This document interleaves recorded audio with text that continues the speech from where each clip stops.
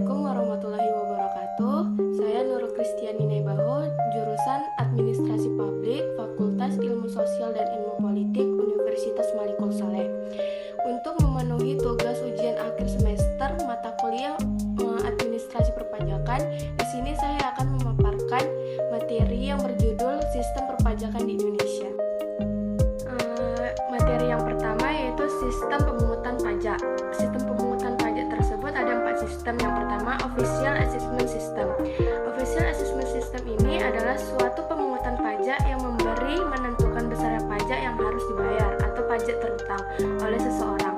Dengan sistem ini, masyarakat wajib pajak bersifat pasif dan menunggu dikeluarkannya suatu ketetapan pajak oleh Fiskus. Besarnya utang pajak seseorang harus diketahui setelah adanya surat ketetapan pajak.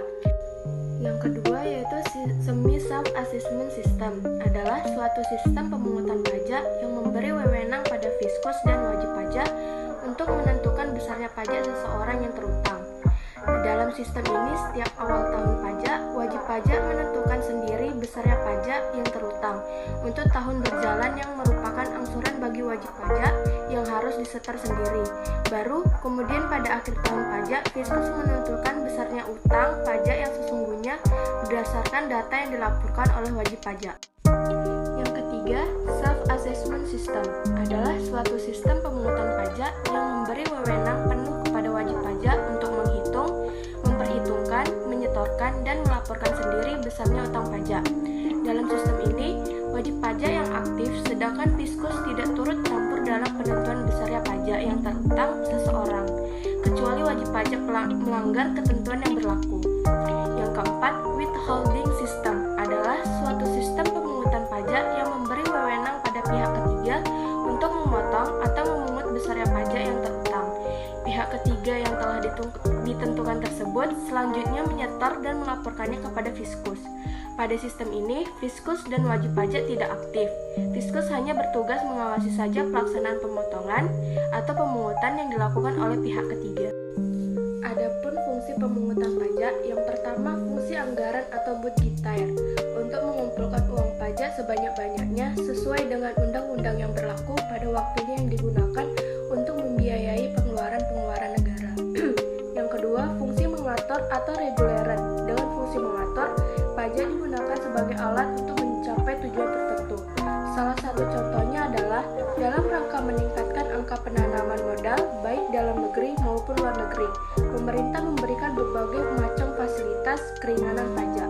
Contoh lainnya dalam rangka melindungi produksi dalam negeri. Pemerintah menetapkan bea masuk yang tinggi untuk produk luar negeri. Yang ketiga, fungsi stabilitas. Adanya pajak membantu pemerintah dalam memiliki dana untuk menjalankan kebijakan yang berhubungan dengan stabilitas harga, sehingga inflasi dapat dikendalikan. Hal ini dapat dilakukan dengan jalan mengatur peredaran uang di masyarakat, pemungutan pajak, penggunaan pajak yang efektif dan efisien. Yang keempat, fungsi redistribusi, yaitu mengimplementasikan unsur pemerataan dan keadilan dalam masyarakat. Adapun hambatan dalam sistem pemungutan pajak. Yang pertama, perlawanan pasif, yaitu masyarakat enggan membayar pajak. Contohnya, kebiasaan masyarakat desa yang menyimpan uang di rumah atau dibelikan emas bukan karena mereka menghindari PPh, namun mereka belum terbiasa dengan perbankan. Hal ini disebabkan oleh perkembangan intelektual dan moral masyarakat. Yang kedua, sistem perpajakan yang sulit dipahami masyarakat. Yang ketiga, sistem kontrol tidak dilaksanakan dengan baik. Yang kedua, perlawanan aktif, yaitu semua usaha secara langsung ditujukan kepada Fiskus dengan tujuan untuk menghindari pajak. Ada 2 bentuk perlawanan aktif. Yang pertama, tax avoidance, adalah usaha meringankan beban pajak dengan tidak melanggar undang-undang, mempercepat depresiasi sehingga diperoleh nilai penyusutan yang besar. Yang kedua, tax evasion, adalah usaha meringankan pajak dengan cara melanggar undang-undang. Contohnya, tidak menyampaikan SPT, menyampaikan SPT dengan tidak benar, dan tidak menyetorkan pajak yang telah dipotong.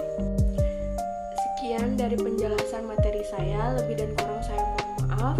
Semoga materi yang saya paparkan dapat bermanfaat bagi para penonton. Sekian, terima kasih.